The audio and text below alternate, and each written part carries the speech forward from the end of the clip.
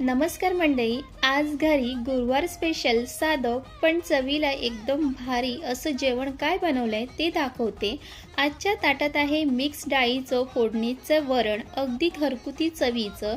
त्यासोबत खास वेगळ्या पद्धतीने पालेभाजी बनवली आहे आणि आज मेथीची भाजी वेगळ्या पद्धतीने बनवली आहे आणि ह्या पद्धतीने बनवलेली मेथीची भाजी खूप छान लागते आणि त्यासोबत गरमागरम ज्वारीची भाकरी बनवलेली आहे आणि नाचणीचे कुरकुरीत पापड फ्राय केलेले आहे आणि अजून काय काय आहे ते तुम्हाला ताटात दिसेलच।